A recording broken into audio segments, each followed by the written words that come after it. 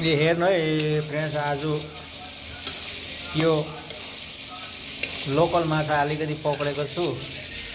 Local माछासँग आज यो अलिकति आलु भाजाहरूमै हालेको छु। सबै आदा लसुन प्याज टमाटर सबै हालेर यो बनाउँदैछु।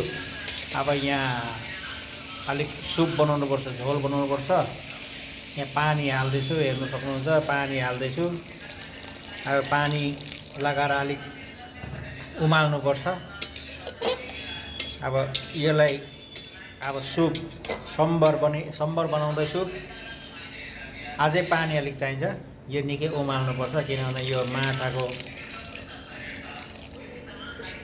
रस आउने गरी उसिन्नुपर्छ। यो आलु आदा लसुन प्याज खर्सानी मार मसला हाबी जाबी सबै लगाएर बनाउँदैछु। तर मोटामोटी यसलाई सादा बनिन्छ, एकदम बेसी मार मसला नहाली सादा, किनभने स्वास्थ्यको लागि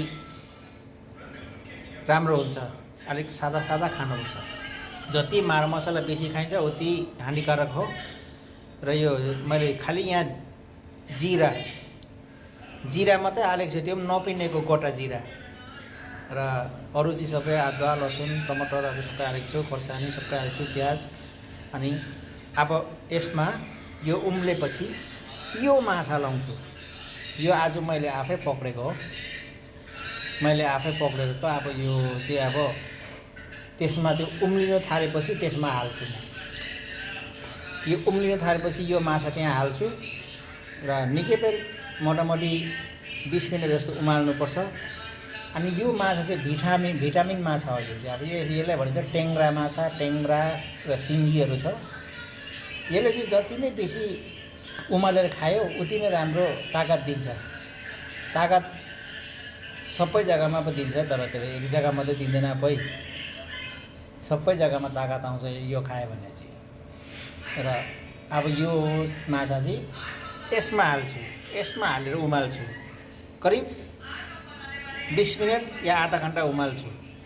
त्यहाँदेखि यसको टेस्ट अलग्गै नै हुन्छ।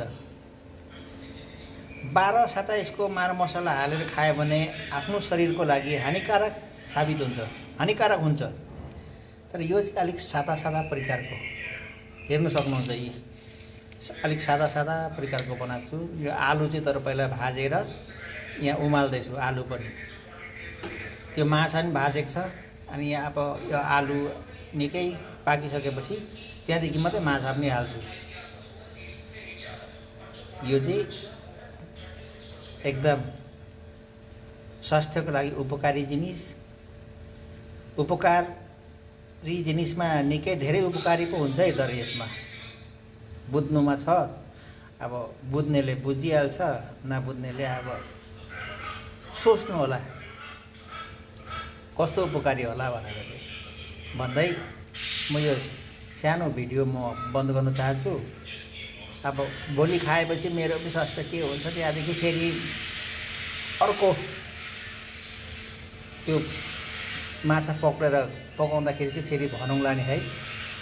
Good night.